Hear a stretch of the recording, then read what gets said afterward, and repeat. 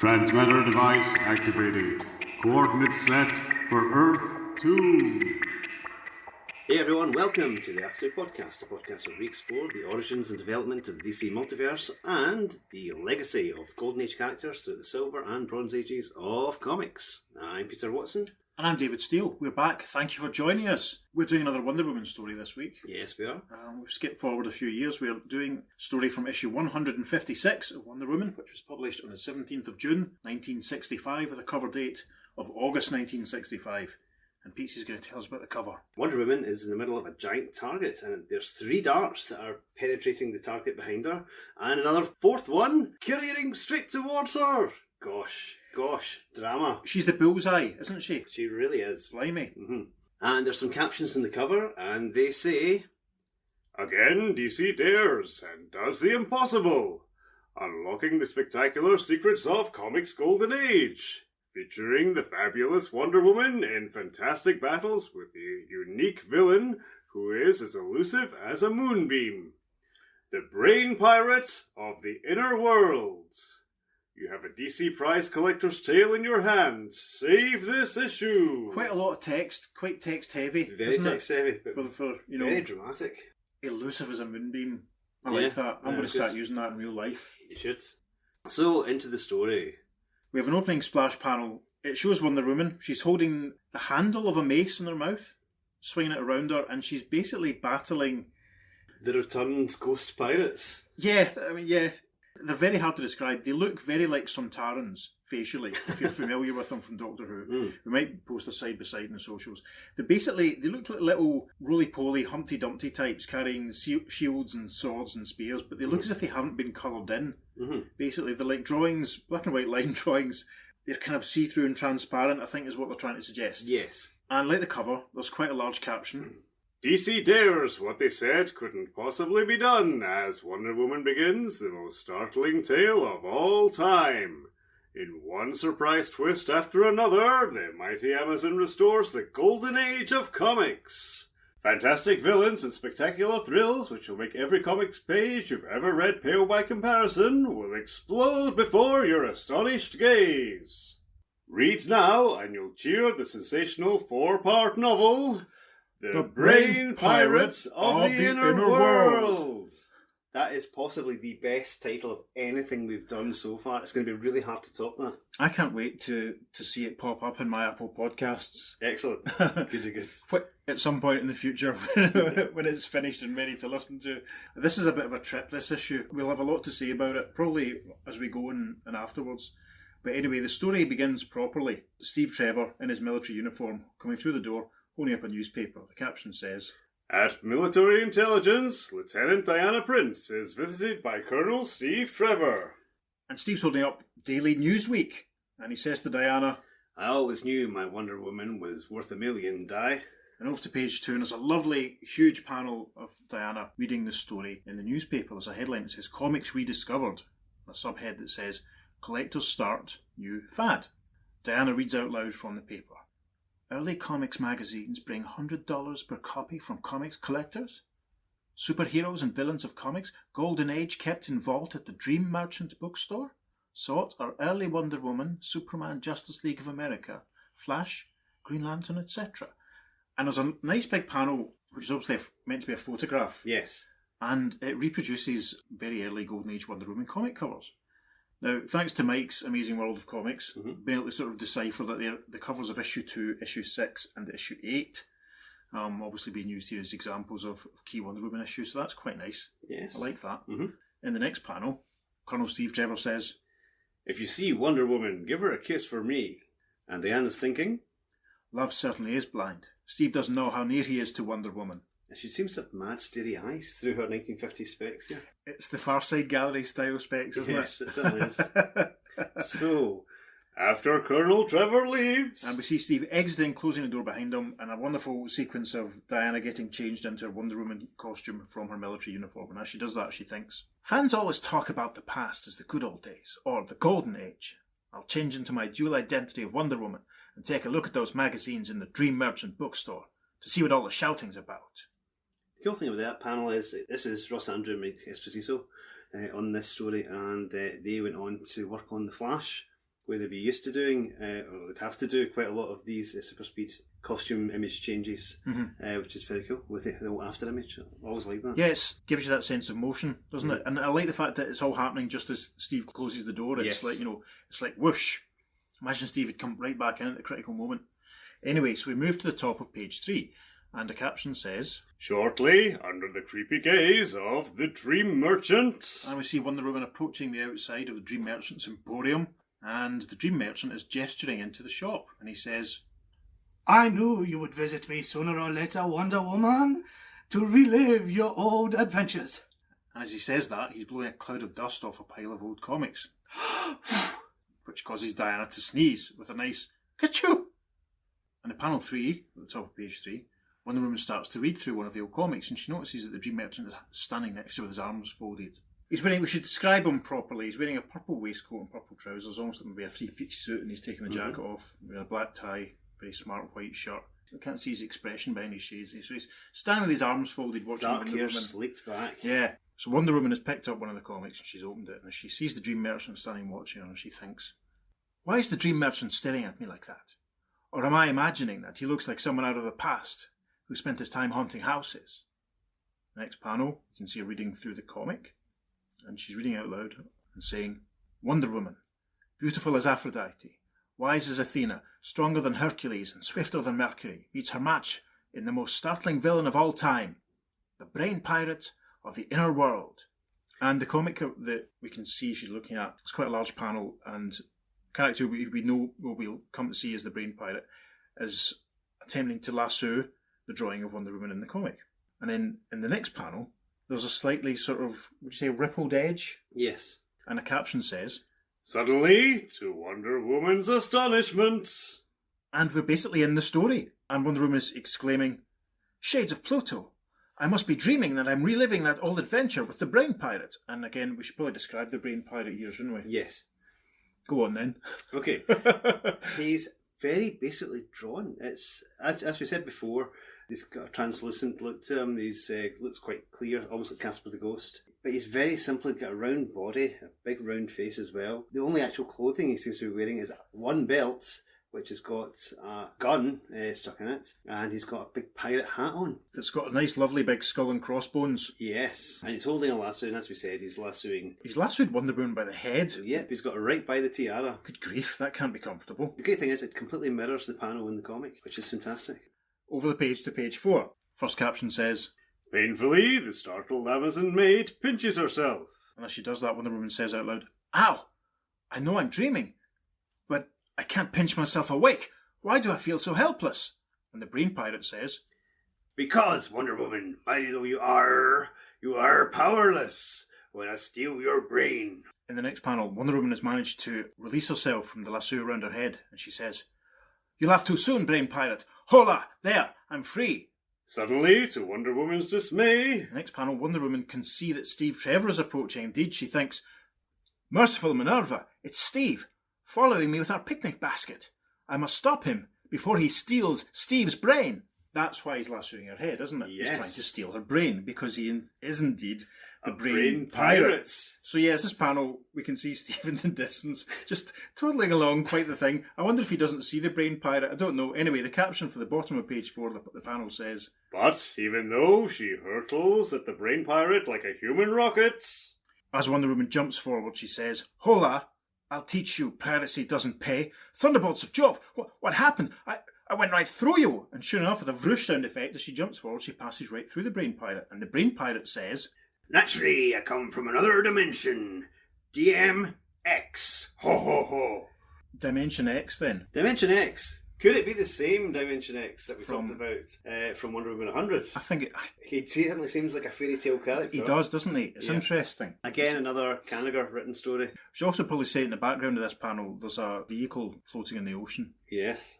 and they're on the beach and all that. Anyway, so we're at the top of page 5 now, and the caption says, frantically, Wonder Woman snaps her own lasso made of Amazonium at the eerie villain. Great Hera! My unique lasso went right through him!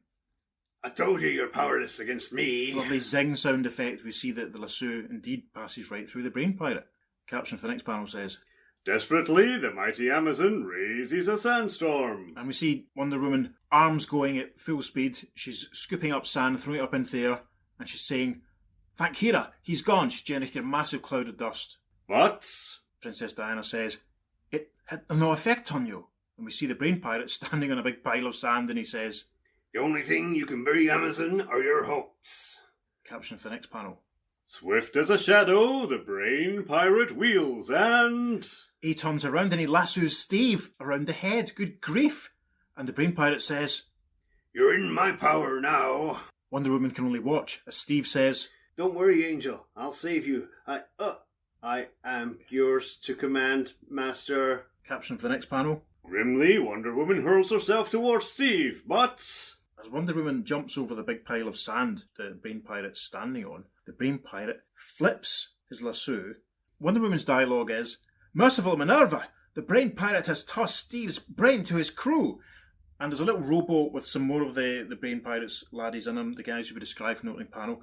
And Steve's brain is basically depicted as Steve's head. Yes. Don't worry, he's not detached his head. No, it's not like he's been decapitated. Steve is just sort of standing immobile, and we can see a bit of a clearer shot of the brain pirate's green sort of Nautilus-like vessel floating in the waves, and there's some nice clouds. It's quite a nice panel. Should we say it's an astral image of his head? Well, we don't really know yet, do we? There's an aura around it. We'll probably get a better look at it as we continue. So anyway, on It's to page incredibly 6. disturbing anyway. So Like a thunderbolt, the Amazon hurtles against a sinister crew in a frenzied effort to recover Steve's brain. But...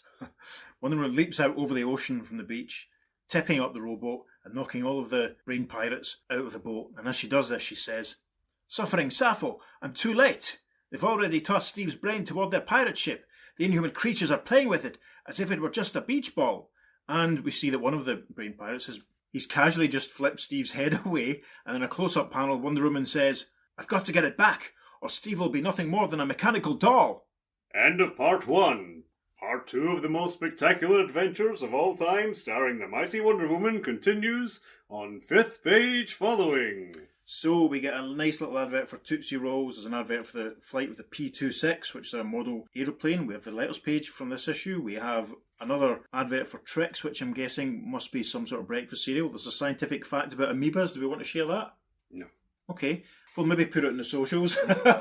Grumpy. Over the page, there's another little half-page advert about building models, and then there's a Superman promoted advert for Palisades Amusement Park. And then at the top of page 7, a caption says, Part 2, the sensational saga of the golden age of heroes and villains, starring the fabulous Wonder Woman in the amazing adventures of the Brain Pirates of the Inner World. Gosh. So the opening caption for page 7 says, Like a human whirlwind, the mighty Amazon hurtles aboard the strange pirate ship of the sinister Brain Pirate in her fantastic search for... And we see Wonder Woman whirling like a dervish, punching all the brain pirates are trying to get towards her, and she says, Steve's brain is aboard. I must get it back. Why are they all laughing? And we see 2 brain pirates standing next to a sort of porthole in the side of the vessel, and rather worryingly, they're standing next to a cannon which is pointing out of the porthole. One of the brain pirates is holding a lit taper, and the other one is holding Steve's head. So the caption for the next panel. Horrified, Wonder Woman sees... Merciful Minerva, help me lasso Steve's brain from that gunner before he drops it into the cannon barrel. And sure enough, one of the brain pirates is about to put Steve's head into the cannon. Are they going to fire him out the porthole? Good grief. The caption for the next panel says, Again, the mighty Amazon is dismayed to find... Thunderbolts of Jove. My lasso now has no more effect on Steve's brain than on the brain pirate. And this is actually a better shot of Steve's brain, and Steve's brain is now translucent and clear, like the brain pirate's, and we see the hands of the brain pirate about to drop him into the cannon, and the lasso basically passing right through it. The caption for the next panel. Even as Wonder Woman leaps... And we see the hands of the brain pirate releasing Steve's head, and he falls down into the barrel. Wonder Woman says, I'm too late. Steve's brain has been dropped into the cannon. And then the next panel, one of the brain pirates says, One false move and I'll fire your boyfriend's brain out of here like a cannonball. This is the guy that's holding the taper. So we move on to the top of page 8. The caption says, Swifter than lightning, the mighty Amazon cleaves open the cannon barrel with the flats of her hand as if it were cardboard. Sure enough, with a crack, we see the barrel of the cannon splitting open. Now, this next line belongs to Wonder Woman, but the speech bubble looks as though it's coming from one of the pirates. But anyway, Wonder Woman says, I had to allay the gunner's suspicions before I could try this. Hola! Steve is saved! So yes, with a crack, the cannon breaks open. The next panel. But the next moment, to Wonder Woman's dismay... And Steve is suddenly there. The full body of Steve, that is, and he's pointing a gun at Wonder Woman, and he says, "Move back or I fire." The gloating head brain pirate standing between them, and Wonder Woman says, "Steve, what are you saying? Why do you look like that? As if you don't know me?" Sadly, the Amazon maid realizes... And a close-up with a tear falling from her eye. Wonder Woman is thinking, "The theft of Steve's brain has turned him into an automaton obeying the brain pirate's bidding. I must do as Steve commands or force him to become a murderer." In the next panel, Wonder Woman is holding her hands forward and her wrists together, obviously surrendering. And the head brain pirate is saying, "I know what you're thinking, Wonder Woman, that you'll fight at the first opportunity. Hold your Amazonian bracelets out. Hold them out, or your sweetheart will suffer." Wonder Woman does so, saying, "Don't do anything to harm him. Please, here, I'll obey you." As a welding ray arcs out from the brain pirate's gun... Yeah, this is a great panel. Steve stands rigid in the background as the brain pirate starts welding Wonder Woman's bracelets together. Wonder Woman saying, "Thunderbolts of Jove, you've welded my bracelets together. You know, they're secret." And the brain pirate says, "Naturally, this makes you powerless, forcing you to obey me until I, another man, opens them again, which, you can be sure, will never happen." Yes, that's it, isn't it? Because Wonder Woman's sort of flaw or Achilles' heel or kryptonite almost is that when she's bound by a man, she's powerless. Yes. Caption for the next panel, we move outside. At this very tense moment, none other than the delightful Holiday Girls appear, training for a race. Pete, say, who are the Holiday Girls? In the Golden Age, Wonder Woman was quite often helped out by the Holiday Girls. They are basically a sorority from the Holiday College. And they were led by Etta Candy, who is, an ally of Wonder Woman. Of course. Yeah, from the Golden Age again. Well, actually, she appears quite a lot in Wonder Woman's history. She's in the movie, of course. Mm-hmm. Yeah, interesting. So this is Etta Candy's first appearance in the podcast, is it? It is indeed, unfortunately. She's quite a significant character. It's worth jumping. Yeah. So yes, in this panel, the Holiday Girls are out practising, obviously, for the annual Holiday College versus some other college boat race. Mm-hmm. They're all pulling hard on their oars, and they're, I don't know if it's a coincidence that they're heading towards the Brain Pirate's vessel. Directly towards the But anyway, yeah, there's Etta and there's 4 Holiday Girls, and Etta's scoffing candy, and she's saying, "Woo woo!" And then first Holiday Girl, who looks a bit like Icarus from The Eternals by Jack Kirby, and she's saying, "Etta Candy, can't you stop gulping sweets for a moment? You're supposed to tell us which way to row." And the second one says... And she looks a bit like Saturn Girl, it must be said. They're all blonde. We should probably mention that. Yeah, and the second Holiday Girl says, "Yow! Turn before we head right into that pirate ship." And the final one says, "It's not a real pirate ship. It's probably being used for a movie or something." sensible or sceptical, I'm not sure. We'll soon find out. The caption for the next panel says, The Brain Pirate sees the innocent rowers and... in a glorious close-up, the Brain Pirate declares, "Full speed ahead! Ram them!" And Wonder Woman says... "You monster! How can you think of doing such a thing to the fun-loving Holiday Girls?" Caption for the next panel, Even though the Amazon's bracelets are welded together... Wonder Woman has leapt out of the pirate ship, and she's saying to herself, "I can't permit this tragedy to happen." It's a very odd layout for this page. We get a close-up of Wonder Woman's feet in her boots, and she's above the water, and the caption says, Vibrating her feet at supersonic speed, the ingenious Wonder Woman creates a cushion of air on which she is supported above the water, while, with a thrust of her incredible power... So the Holiday Girl's boat is pulling level with the pirate ship, and Etta, who's still coughing candy, declares, "Hi, Wonder Woman. Oh, it's a good thing you're always around in the nick of time, even if Nick isn't." Wonder Woman, who's floating above them, says, "This isn't a laughing matter, Etta.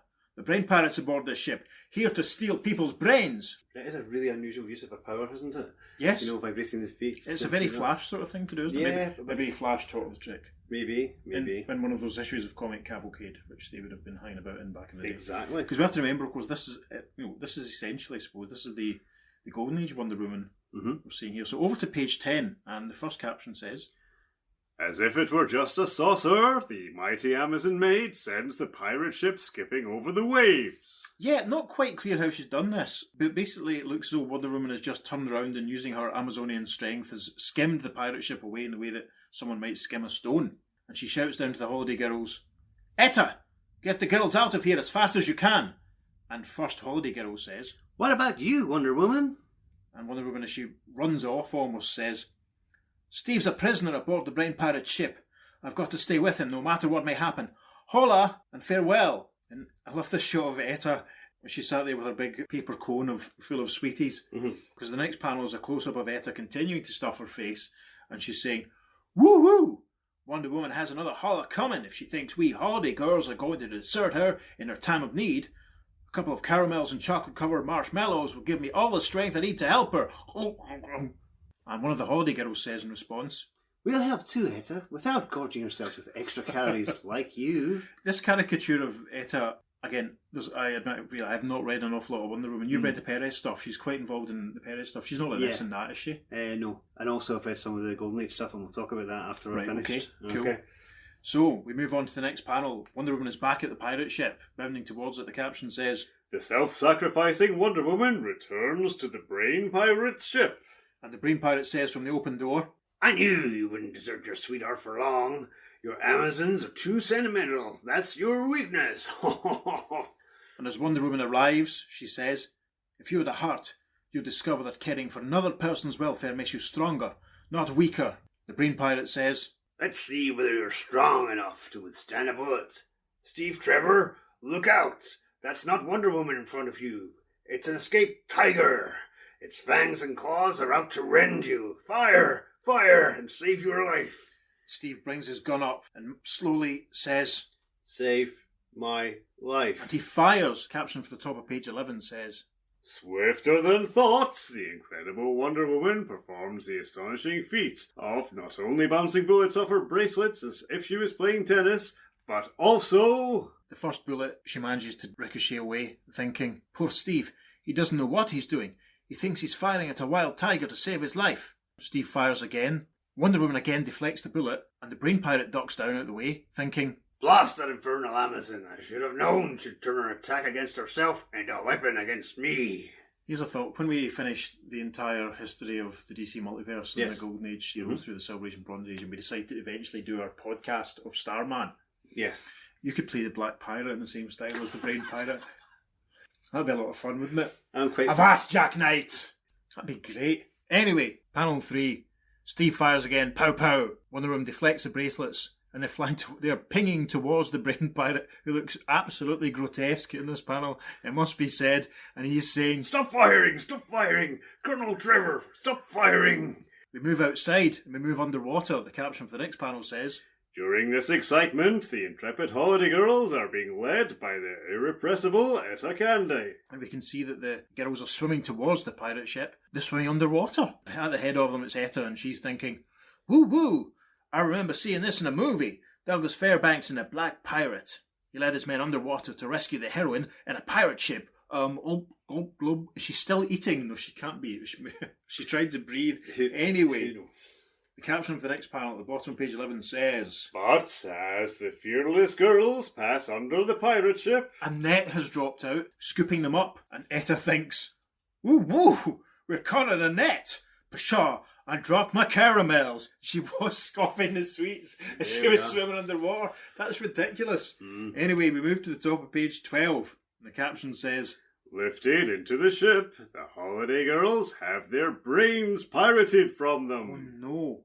And all of the brain pirates, they've all got lassos, and they've all lassoed the brains out of the holiday girls. Etta is saying, "Look at these fugitives from a Halloween party. Woo woo! What's happening to me? Oh, gulp." And in the next panel, it's a glorious close-up of the grotesque Etta, I can't put it any other way, saying, "I can hardly gulp a caramel." The caption for the final panel on page 12 says, Wonder Woman's battling spirit wilts when she sees the once jolly holiday girls paraded before her like mechanical dolls. Sure enough, the girls are all lined up, following behind Steve. There's a whole bunch of the brain pirates all gloating, and Wonder Woman is thinking, "No use fighting on until I can find out how to restore their brains to Steve and the girls." And Etta is saying, "We await your..."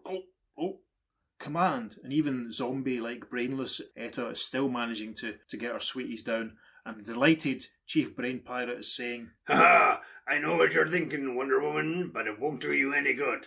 You'll never get out of this trap. and the closing caption says, End of part 2. Thrills that have astounded untold millions still await you in the continuing sensational saga of the mighty Wonder Woman's most fantastic adventure.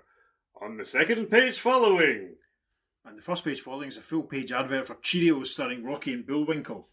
Other breakfast cereals are available. Over the page, the caption at the top of page 13 says, Part 3. Join the mighty Wonder Woman in the spectacular adventure that shattered every comic's tale ever invented. there's so much hype, isn't there? Yeah. Right, so this gorgeous big panel, which has our whole assembled cast lined up, has an initial caption which says, Triumphantly, the Brain Pirate leers at his captives. so we see the Brain Pirate and two of his lads and the Holiday Girls all standing straight, and Steve, Wonder Woman, still with her bracelets welded together, and the Chief Brain Pirate says, Amazon, are you wondering why I don't steal your brain too? And your senses? It's because I want you to suffer, to feel the sting of your defeat endlessly. Ha ha ha ha! and Etta says, as she gulps her caramel, endlessly. Gulp. See, that's interesting, is that the only one that seems to be breaking free of the conditioning is Etta. Admittedly, only partially, but everyone else is pretty much doing exactly what he says, but she's still eating, and, she's speaking, admittedly, she's reiterating what he's saying, but she's the only one that actually seems to have any kind of Control over, or Yeah. has retained some kind of individual sort of yes, sense. absolutely. Uh-huh. I wonder if that's because Etta is strong enough, or that she's just such a caricature that that they want to maintain the scoffing, or I think it's is it going to be a plot point that Etta's actually managing to resist, well, despite the fact that she doesn't have a brain? Is that what they're saying? We shall see. Anyway, so the bottom of page 13, in a lovely sequence of 3 panels, the pirate ship lifts off from the ocean and flies off, and we hear the Brain Pirate saying, Set sail, pirates! We'll take Wonder Woman and her friends to our world, a world from which no one returns. We move to the top of page 14. The first caption says, As the Brain Pirate's ship soars into sinister space. and we have a close-up of Wonder Woman thinking, Merciful Minerva, how will any of us ever return to Earth? Let me at least provide us with transportation if we should ever get out of this hopeless situation. I've got to project my voice behind me, so only my robot plane will hear. Calling robot plane. Responding to the vibrations of Wonder Woman's voice. That's a nice panel. We see the robot plane flying along behind the pirate ship, and Wonder Woman's voice echoing, Calling robot plane. Follow behind ship. Continue circling after it lands. The fantastic voyage nears its end. And this is a cracker. This really does feel like crazy Golden Age stuff, doesn't it? Absolutely. Yes. It's a nice shot out in space of the pirate ship approaching the Brain Pirate's home world, which is basically a giant brain in space. We see Wonder Woman's thoughts from outside of this pirate ship, and she's thinking, Shades of Pluto, that must be the inner world of the Brain Pirates.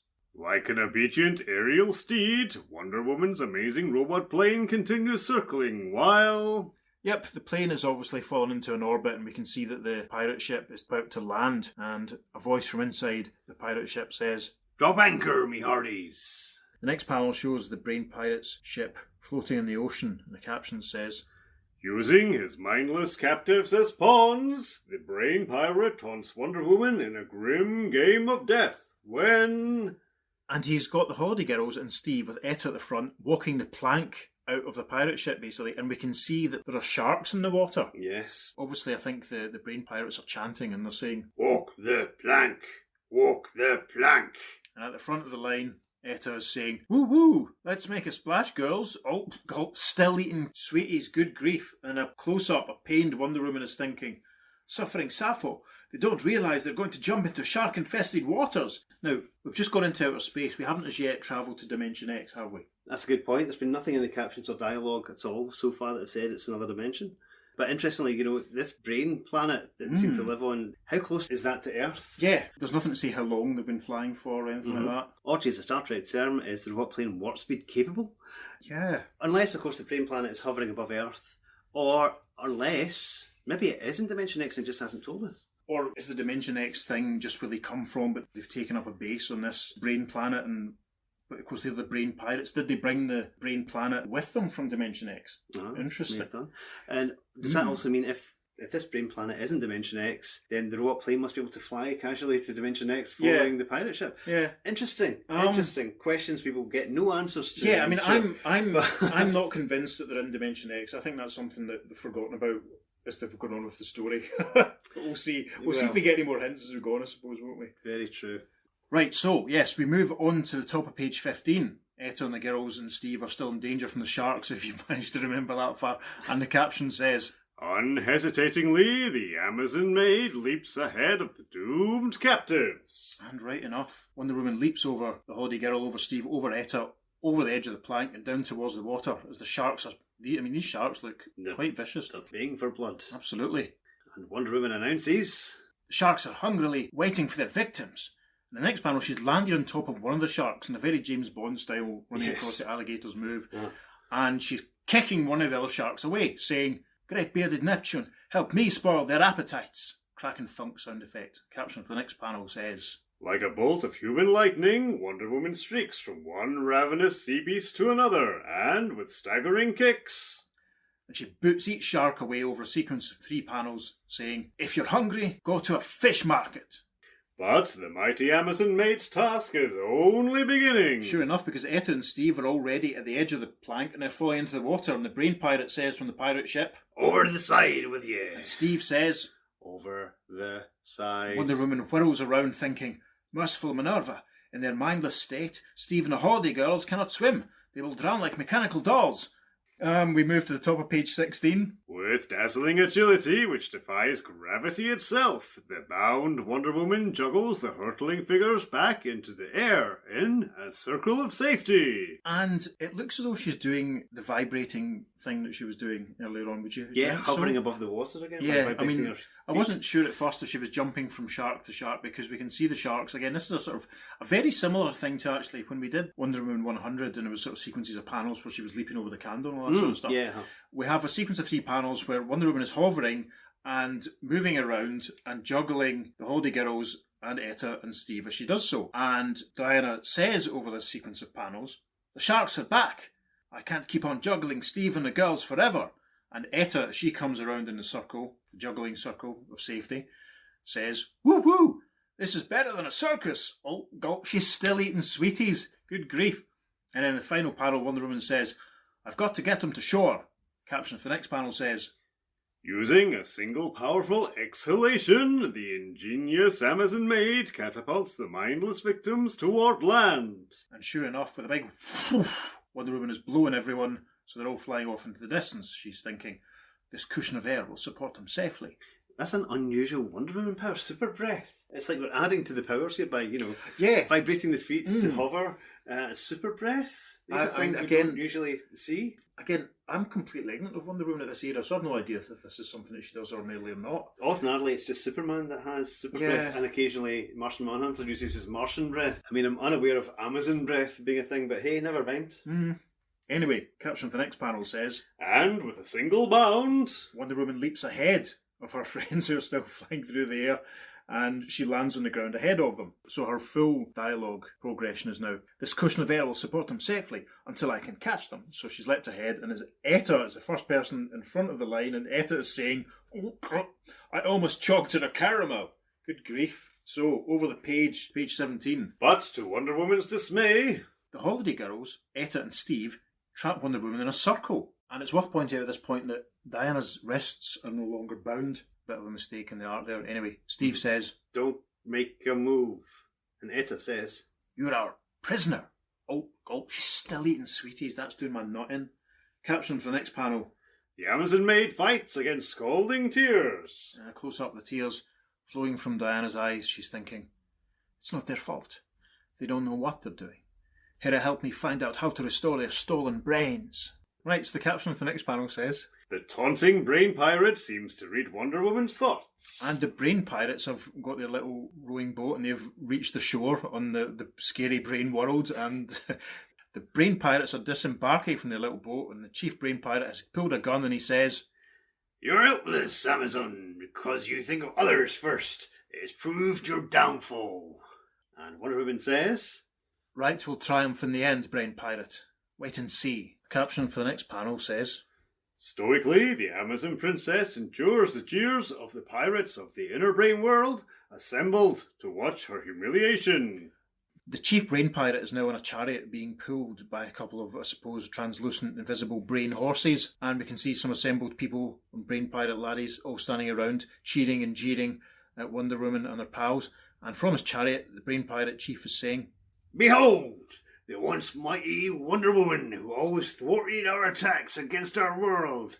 Now she's eating the dust of ours on her way to doom. Steve and Wonder Woman and the Holiday Girls and Etta are marching along behind the chariot, and sure enough there's a cloud of dust being kicked up. And Wonder Woman is thinking, Hera, grant me a chance to rescue my friends and save the world from a sneak attack. And again, her hands are unbound. There's one hand down at her side and another hand is up at her mouth. Yeah. Oh dear, a bit sloppy. Anyway, the caption for the next panel says, Wonder Woman is subjected to further anguish by the diabolical brain pirate when she's placed in a cell, and... Wonder Woman, we can see, is in a cell looking out through the bars. We can see the Holiday Girls are all putting on armour, and the brain pirate is saying, If I'd pirated your brains too, Amazon, you would not now be writhing upon barbs of jealousy and despair, watching your sweetheart and your friends become my allies. And Wonder Woman's thinking, Suffering Sappho, it's true, but I mustn't let the villain see that my heart is breaking. Continued at the second page, following page 8, well, the next page is another G.I. Joe advert, and then over to the top of page 18 of the story. Meanwhile, from Paradise Island, secret home of the Amazons, an anxious SOS is beamed. And a lovely shot of Paradise Island. We can see the Greco-Roman style buildings and all that, and there's what looks like a radio transmission voice, and it's saying, Queen Hippolyta calling Wonder Woman. Why don't you answer? Mother calling Diana. Please answer. And we then cut inside one of the Amazon buildings. Wonder Woman's mum is speaking into a microphone, some other Amazons in the background. One of them is operating some scientific machinery. The caption says, In the Amazon Time and Space Laboratory, the mighty queen is like any worried mother. And we see Wonder Woman's mum significantly with dark hair. Yes. Which the Golden Age Hippolyta had, as opposed to the blonde hair, which the Silver Age equivalent had. This would have been obviously more of a deal to, I suppose, contemporary readers would be more used to. Yes. Huh? And she's saying, My mother's heart tells me my daughter is in desperate trouble somewhere, or she would have answered. Beam the Omni televisor at outer space until you contact her. And then the final panel of this page is a shot of Earth from space and the message that Queen Hippolyta is sending out, zooming out over space. Queen Hippolyta calling Wonder Woman. Answer, please. Queen Hippolyta calling Wonder Woman. And a closing caption says, End of part 3. The most astonishing conclusion human mind dares to conceive awaits you on the next page. There's also another very large caption in the nice jaggedy box at the bottom of this page saying, Surprise! Yes, fans? Now you know why this issue of Wonder Woman will be a collector's item. The writer and artist have astoundingly imitated the exact kind of story, dialogue, and art styles of the golden age of comics. The quaint hairdos, clothes, poses have been recreated in the most daring experiment of all times. You have been taken back in time to place a prize edition in your hands. Now, continue with this amazing journey.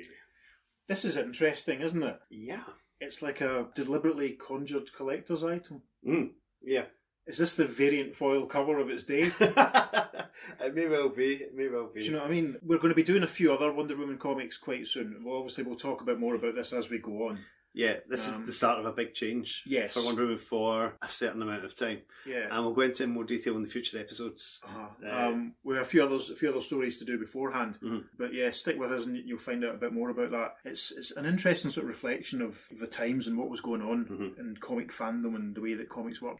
Anyway, so we're now at the top of page 19, and the caption says, Part 4. Fans! Before you read on, promise not to reveal the amazing ending to your friends. That doesn't count us, by the way. It would not be fair to rob them of the most sensational climax in the spectacular career of the unique Wonder Woman in her fight to the finish against the Brain Pirate. Read on. Okay, so back into the story. Later, at the arena of the doomed, Wonder Woman conceals her dismay at the unnerving sight of her dearest friends unwittingly shouting for her downfall as... I love that, the Arena of Doom. So Wonder Woman, who again it seems now has her hands, or bracelets I should say, still bound and welded together, is lined up against some of the Brain Pirates' army. They're all sort of behind shields, carrying spears. We're basically almost at the opening splash page at this point. They look like a Roman legion, actually, don't they? Yeah, the way very they much so. The styling of the shields very much so. And we can see that the Holiday Girls in their new armour, and Steve and Etta, who's still scoffing chocolates and sweeties, are at the side watching, and the Brain Pirate says, "Down with Wonder Woman!" And Etta hypnotically says, "Down with Wonder Woman!" She's still eating sweeties. She's doing my nutting. Anyway, and some of the Holiday Girls say, "Down with Wonder Woman!" And then close up, the Brain Pirate says, "Listen to your foolish friends, Amazon. They shout for your defeat, unaware that their doom is linked with yours, that they live only as long as you can survive the obstacles that I have planned for you. Let the games of doom begin." And the caption for the next panel says, "As the army of Brain Pirates hurls a rain of missiles at Wonder Woman..."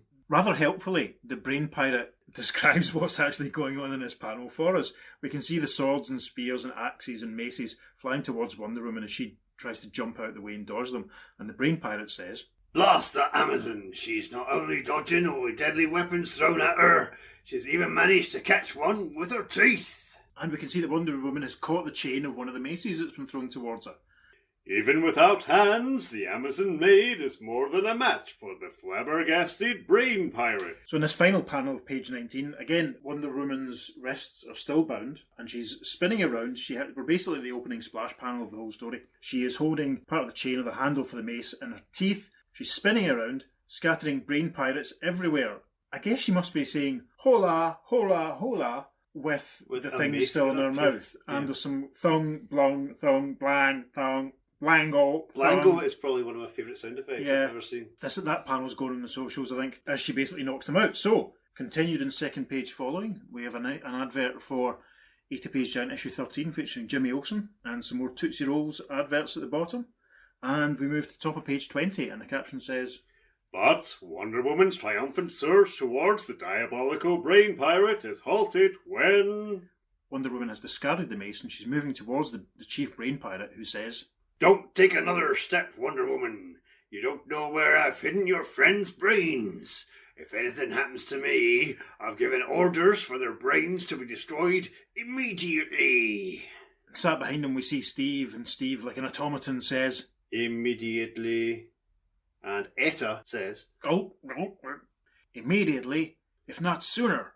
Oh, she's still eating sweeties. Man, that's shocking.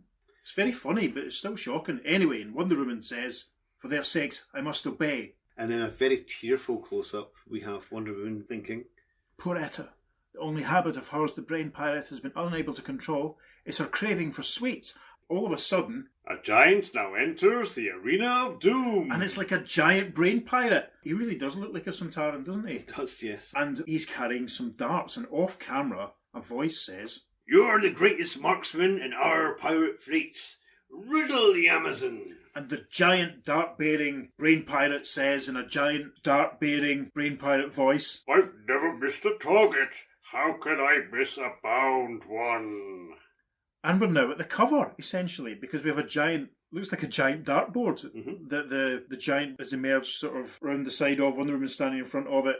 Yeah, and the caption for the next panel, "Thus begins the most spectacular game of darts mind can conceive." We'll describe the target. There's a blue ring, there's a white ring, there's a red solid circle in the middle, and it looks as though maybe the white ring is sort of hollow. Yeah. Because it looks like Wonder Woman is running around it. One of the darts, like Pete described it with the cover, one of the darts has penetrated the blue ring.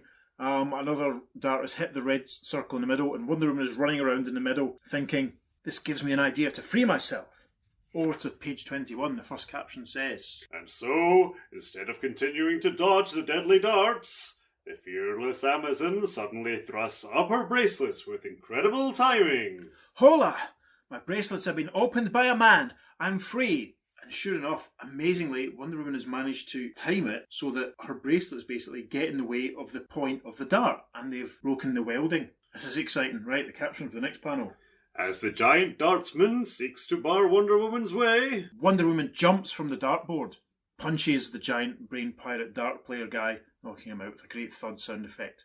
And she says, I wonder how I can force the brain pirate to return my friend's stolen brains. Stolen brains, amazing. Right, the caption of the next panel. to the Amazon's surprise, Wonder Woman drops to the ground in front of the chief brain pirate, who says, There's your last obstacle to the freedom of you and your friends, Wonder Woman. Display your strength by squeezing that steel box into liquid, and you can all return safely to Earth. I promise to put the brains right into your hands for safekeeping. my goodness. It's worth pointing out there must be quite a large population on this brain planet, because we can see the crowd in the background behind them, and there's loads of them in a sort of sandy arena here. Anyway, so the next panel, we see Etta again sitting eating candy in the crowd, and she's saying, brains, hands, oh. And Wonder Woman, some distance away, is thinking, I don't know where the brain pirate hid their brains. I'll have to do as he says. And in close-up, the brain pirate is thinking, The blasted Amazon doesn't know it, but she's sealing her own friend's fate. the next caption, as the mighty Wonder Woman starts squeezing the steel strongbox as if it were cardboard. Hola! And with a crunch, we see Wonder Woman crushing the steel strongbox. The caption for the next panel at the top of page 22 says, Her incredible Amazon hearing detects. oh. Noises coming from inside the steel box. Wonder Woman looks alarmed and she says, Suffering Sappho, Etta Candy's voice. Splitting open the steel strongbox with the edge of her Amazonian tiara as carefully as a jeweler splitting open a diamond. Lovely zing sound effect as she splits the steel with the tiara. Wonder Woman opens the strongbox, and sure enough, inside are the disembodied, floating, translucent heads of Steve, Etta, and the Holiday Girls, aka their brains. And from inside the box, Etta says, Oh, gulp, it's been mighty stuffy in here, Wonder Woman. And Steve says, I knew you'd find us sooner or later, Angel. Oh, he's so sleazy. The next panel is brilliant. The brain pirate is raging, and the caption says, Infuriated, the Moon Pirate commands. The moon pirate? Yeah, he's suddenly been rebranded as the Moon Pirate. Interesting. There's some really shoddy sort of copy work going on with this issue. Yeah. Anyway, he says, That blasted Amazon is not going to escape this time. Destroy her! Wonder Woman has the steel box on the ground in front of her. It looks like the crowd are being whipped up, doesn't it? They're all sort Yes, of it's a frenzy to go for him. The caption of the next panel, But with a single bound, Wonder Woman scoops up the steel box with everyone's brains inside it, and that's a phrase I never thought I'd say in my lifetime. And then, on the other hand, she grabs Steve, the Holiday Girls, and Etta, and she leaps off, saying, Hola! The brain pirate was so blinded by rage, he left Steve and the girls unguarded long enough for me to rescue them. Calling plane! Below her, we can see that she's leaping over lots of brain pirates who are just sort of rushing about with their arms open. On to the top of page 23, the caption says, the mighty Amazon alights on her robot plane, responding to the vibrations of her voice, to be confronted by a terrible dilemma. It's a great shot of the robot plane in space, and Wonder Woman has dumped everyone on one of the wings, and she's thinking, Merciful Minerva, they can't all fit in for the trip through space back to Earth. How can I leave anyone to the mercy of the brain pirate? So they're having to travel back through space, so that suggests that they haven't been in Dimension X. Interesting. And the caption for the next panel says, Just then, the Amazon Queen's signals finally reach Wonder Woman's bracelet omni-televisor. Did she have this in issue 100? She had this in 100, yeah. Yeah, it's a little Apple Watch, basically. And we see Diana's mum talking to her on the screen, and she says, Diana, at last. And Wonder Woman says, Mother, beam a 1/12th human reducing ray at us. Hurry, I'll explain later. Even as the vengeful Brain Pirates fleet opens fire. Yeah, so obviously the brain pirates have scrambled because we can see no less than 5 of their vessels all firing with a zzz, zzz, zzz sound effect, all lined up firing at Wonder Woman's robot plane. seeing these 5 ships up in space, the way they are, it look very, very much like something out of a Flash Gordon serial from the 1930s, don't they? They absolutely do. Yeah, it's great. And probably appropriate, given that they're trying to evoke the Golden Age. Absolutely, yeah. They do look like something that would maybe have rocked up in one of those JSA stories when they're all sitting out in the space or something. The caption for the next panel says, The Queen's reducing ray takes effect. as the zit sound effects fly past them, we can see that Wonder Woman and the Holiday Girls and Steve and Etta are starting to shrink down on the wing of the plane. And Wonder Woman says, Hurry into the plane as soon as you've been reduced. And the next panel, Etta says, Woohoo! I thought I'd never be able to take off so much weight while I'm still eating so many sweets. Oh, whoa. Reduced to but 1/12 her size, the Amazon might is still mighty enough to cause havoc to the villainous fleet. And Wonder Woman, brandishing her lasso from the wing of the Amazon plane, says, While the pilots are floundering in the sea of vibrations I'm whipping into being, we'll make our departure. Hola! Plane, back to Earth. And we can see that she's whirling the lasso, which is obviously setting off the vibrations that are causing all of the brain pilots' ships to crash into each other. Fantastic. We move to the top of page 24 and the caption says, After the space travelers reach Earth safely, Wonder Woman signals the Amazon scientists to reverse the reducing beam, and, like peas popping out of a pod, the robot plane has landed, and the Holiday Girls and Steve and Etta are all popping back to normal, and Etta's got a line saying, Woohoo! What a time! Oh, she's still eating sweets. Oh my god. I mean, it must be like bottomless. Or she must have some sort of deal with Woolworths for, like, Willy Wonka or something, where she has a perpetual supply of sweeties. Mm. At the front of the panel, Steve and Wonder Woman fall to the ground together. And Wonder Woman says, My mistake. I should have waited until everyone had exited before having the group return to their normal size.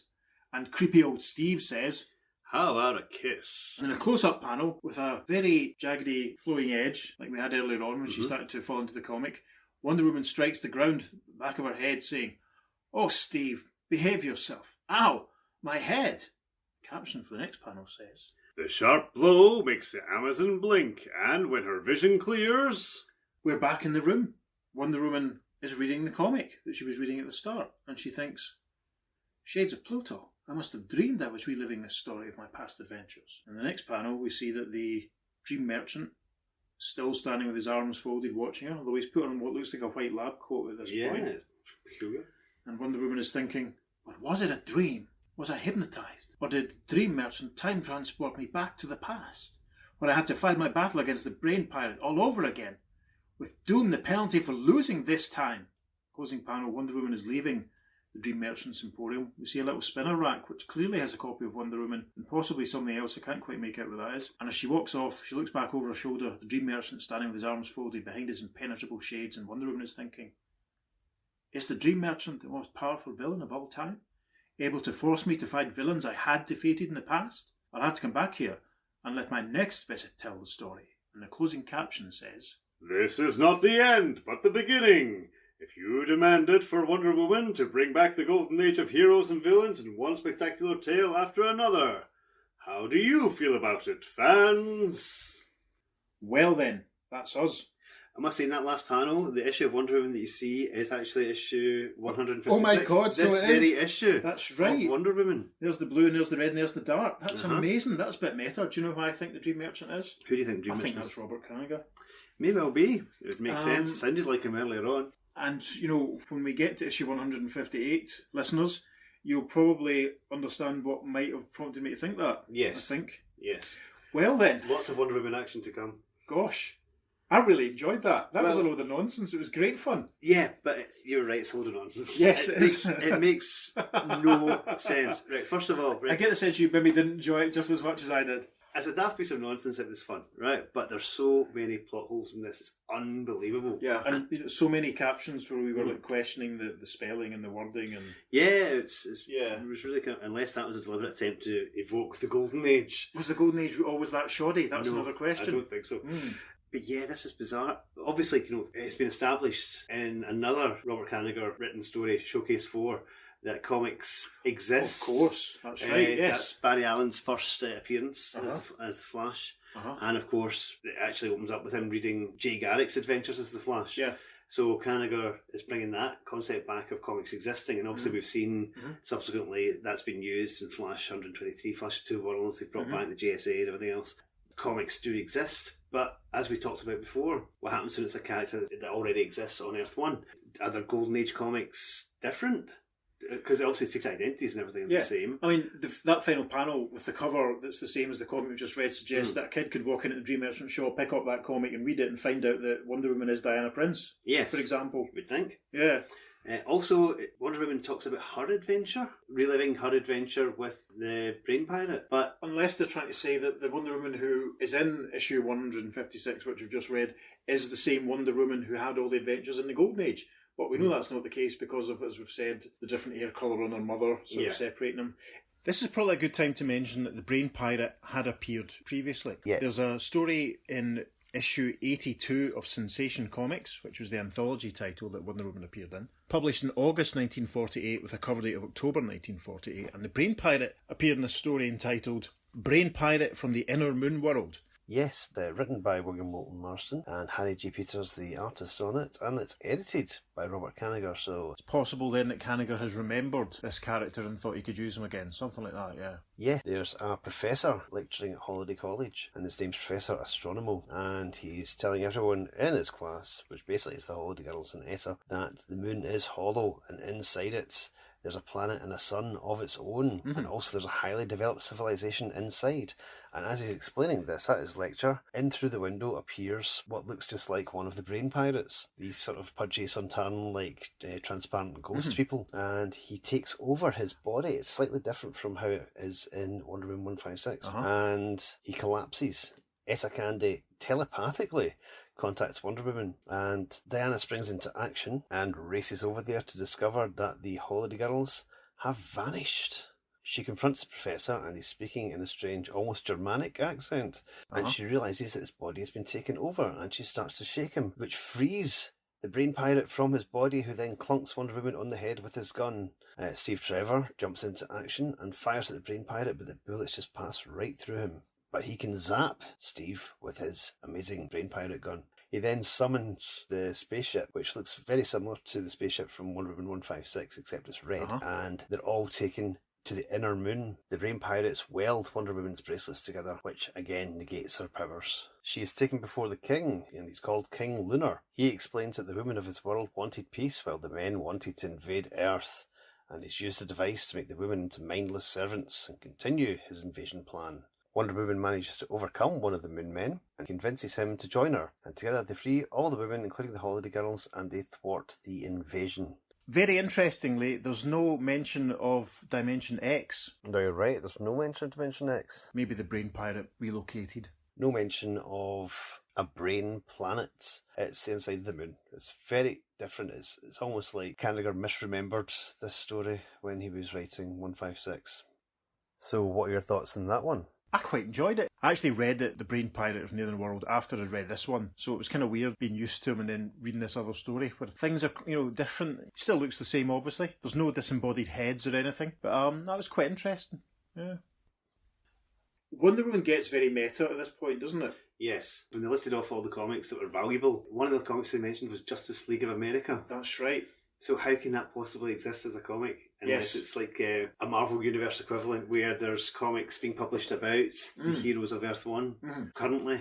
Yeah, but, because it probably... But they wouldn't be Golden Age ones because those characters are fairly new and they wouldn't exist probably yet. should have been Justice Society or All-Star Comics or something. That should have been, shouldn't it? But that's interesting. It's everything about this is very kind of haphazard and a bit sloppy. Yes, I would agree with that. I think it's a case of Robert Kanigher was writer and editor of Wonder Woman for a very long time. We'll go into this a lot more in future episodes, so we'll only talk about it briefly just now.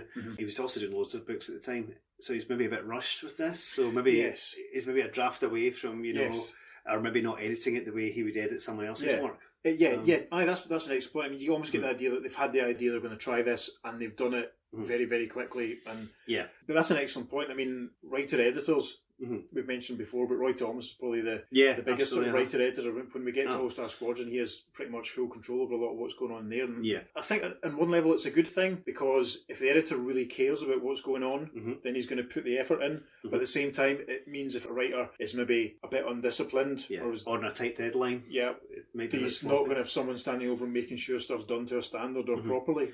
Or tweaking bits that don't work for them. So, But no, I thought that was cracking. I was a bit nervous about us doing it because I thought, oh God, this is going to be a nightmare.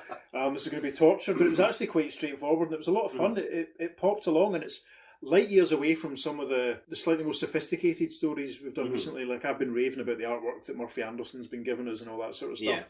It's light years away from that, and it was very, very quite refreshing to read something that was so different from really pretty much everything that we've done so far. It was even it felt very different to the last Wonder Woman story we did when we did issue 100. So you told me there's some reader reaction to this, which you seem a bit trepidatious about this one. So yes, there's commentary and talk about this story in issue 158. Of course, because Wonder Woman was 8 months a year at this point, so there's a bit of a gap.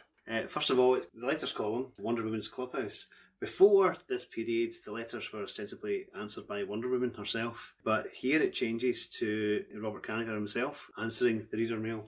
And it kicks off with a little announcement. Right, so I'll read that little introduction announcement. Fans, Robert J. Allen of Attica, New York has sent me an extraordinary letter. It is in 2 parts. The first pans me flatter than a pizza. I don't have the space or time to refute it, although I have a bag of eye openers to present at some future date. Mr. Allen's second letter asks for a revamping of Wonder Woman. I've already started putting into operation months ago many of the suggestions he has made, such as taking the calculated risk of putting WW in an adventure deliberately written and drawn in the exact style of the Golden Age in inverted commas, of comics, in the August issue of Wonder Woman number 156, which is the one we've just done, obviously. It is a risk, because any Golden Age is a time which is already well in the past. I may be clobbered for it, but I had to take the chance. I'll let you all know the results. Wonder Woman has been active for about 20 years. She arouses violent emotional responses ranging from love to hate. She's never ignored. The Amazon gal must have something, but to Mr. Allen's letter, it would be impossible to publish all of it without it taking at least 3 successive issues. So I will print what is most pertinent to the subject at hand, Wonder Woman, and leave out all the slings and arrows. Here it is. Dear Mr. Kanigher, this is being written about 4 days after the other letter, but I'm including it all to let you know my whole feeling. Through my subscription, I received the August Wonder Woman number 156, and it was the greatest issue you've ever edited. Right. I'm glad you've finally seen the light. With the continually falling circulation of Wonder Woman's childish adventures, this issue is everything you claimed it to be. Although how many readers did you lose before you dared present this? I'd say that the circulation of Wonder Woman is at rock bottom. But if you'll handle it right, it will soon make a rise, maybe to 1 million. Although in the Golden Age it hit as high as 2.5 million some issues. Now with the 250,000 copies you probably had printed, I think it will sell 99% of these. Some places will run out. A small editor's note here from Robert says, I'm fascinated by these figures. I've never been aware of them. I should have asked for a raise when Wonder Woman was soaring so high. Guess it's too late now for now to continue. Back into the letter. This issue was one of the best Wonder Woman issues in years. I was waiting for my subscription to terminate with the January 1966 issue. Whether I resubscribe will depend on if you keep feeding us the Golden Age stories or not. These new Wonder Woman stories were aimed at children, and children, most of them under 7, can't follow a comic book regularly like a teenager who knows when it goes on sale, remembers it and looks for it. Children's minds aren't vast enough to follow it. Now to get to the issue. I compared it with the old Wonder Woman comics I have of the 40s, early 50s. I have 3. The art was exactly the same. Congratulations to your penciler and inker, Andrew Esposito. It was all you said it would be. The uniqueness of the story was that you utilised some of Wonder Woman's forgotten powers. I'd like the new Wonder Woman to be the old again. Same hair, adventures, shoes.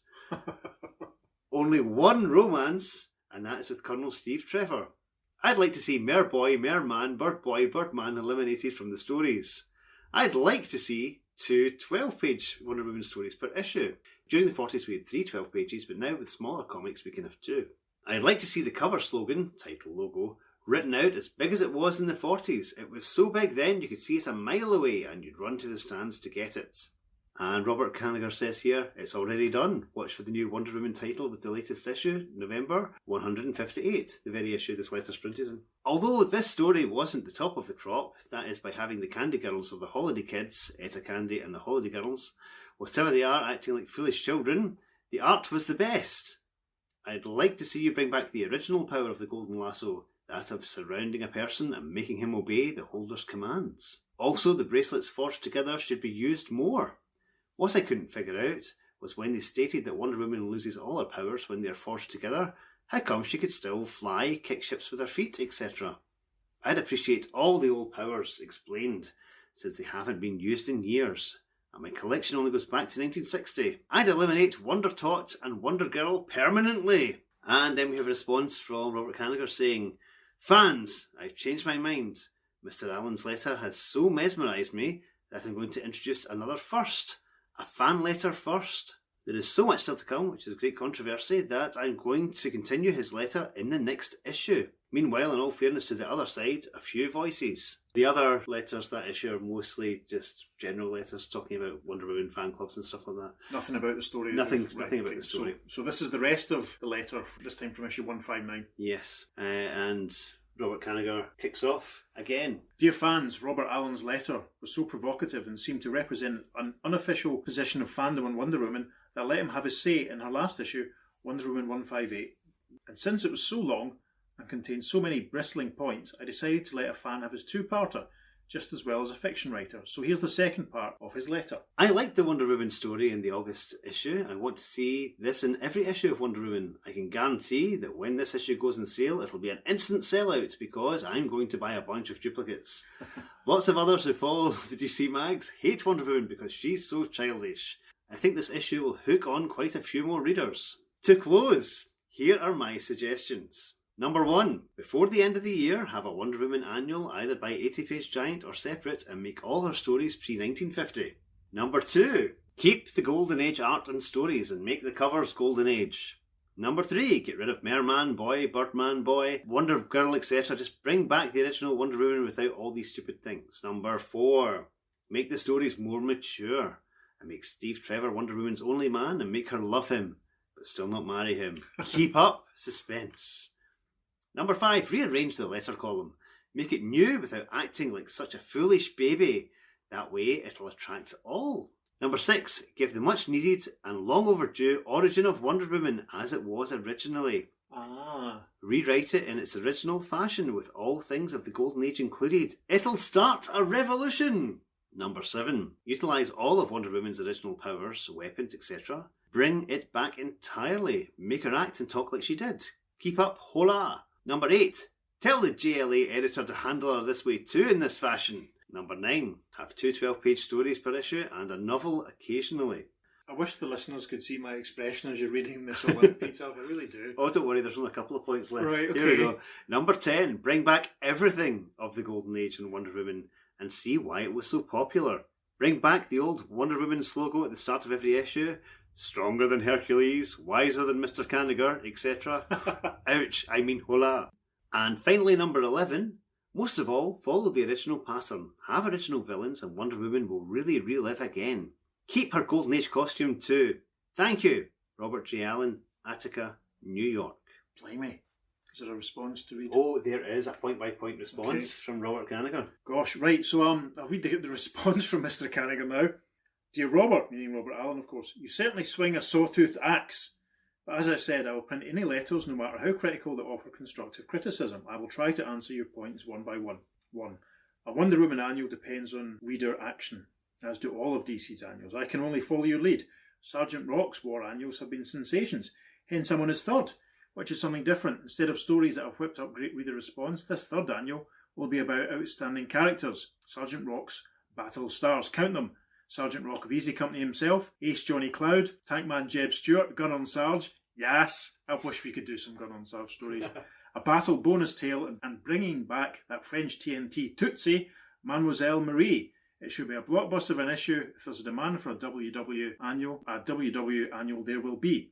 Do you know what? Now all of a sudden I wish there was a story where like Gun on Sarge get transported to parallel universe and meet parallel universe version of Johnny Cloud and Captain Storm and blah blah blah. If only. Maybe that's how New Frontier works. Anyway, point 2. As I wrote Jerry Pritchett of the Comic Reader, the January issue of Wonder Woman number 159 will really put my head on the chopping block by making cover, story, art, all Golden Age. The fates preserve me. I'm turning the clock back to get ahead. Right, I'm not going to read out point 3 because we're going to address what he mentions in point 3 when we do the story from Wonder Woman 158 in a few episodes' time. Point 4. Hurling Wonder Woman back to Golden Age will make Steve Trevor her one and only love, with surprises. Point 5. I have to accept full blame for how you feel about the letter column. It was not written by me, and it has never been written by me, but it is now. Oh, interesting. Okay, maybe it was Wonder Woman. Point number 6. Wonder Woman number 159 January contains exactly what you request.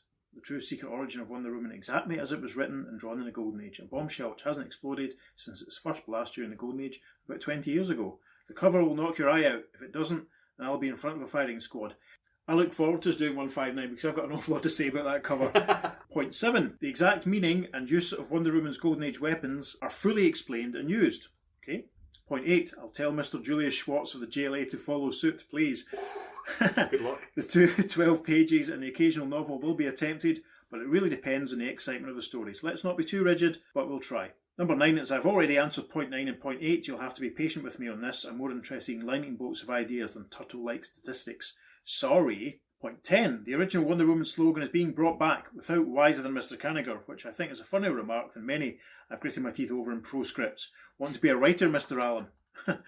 Point 11, I don't know if it's really possible to go back in time in real life and relive the Golden Age, but I certainly am going to try. I'm putting all my chips down on the line with the first complete Golden Age Wonder Woman, starting with Wonder Woman number 159, cover date January. Wish me luck. I'm going to try and find out if I can sail around the world without falling off. RK.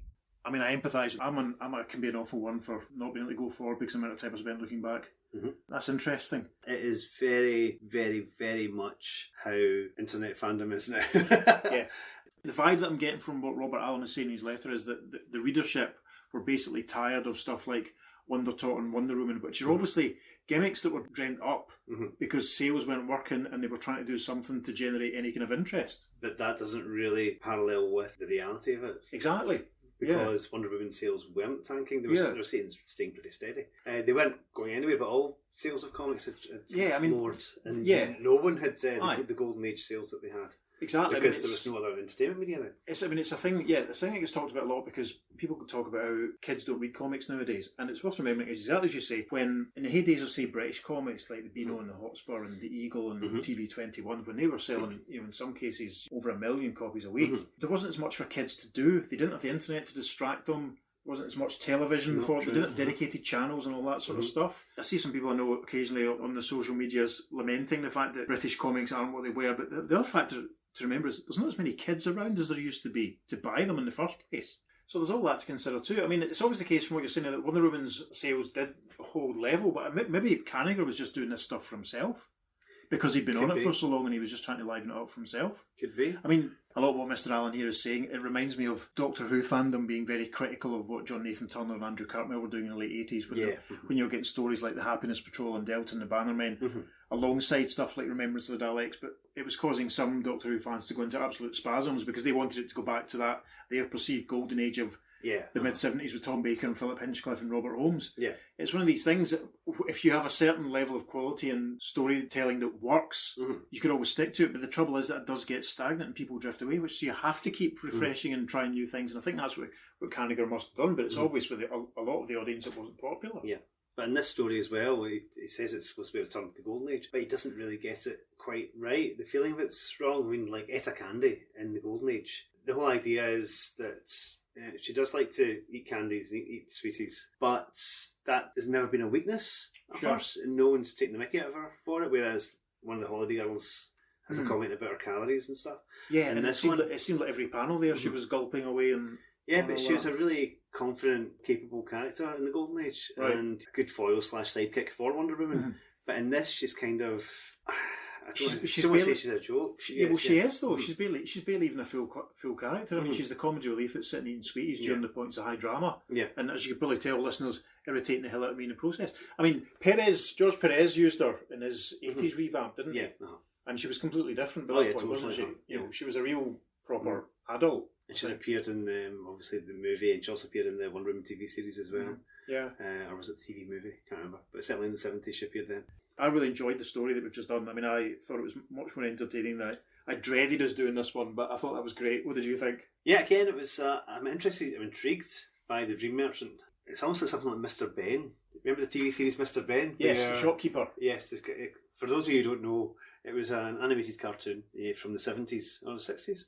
Well, from our childhood anyway. And it's all about a man who'd go into a fancy dress shop, chose an outfit, tried it on in the changing room, and got whisked away, had an adventure, came back with a souvenir, and never ever bought anything in the shop, which always annoyed me.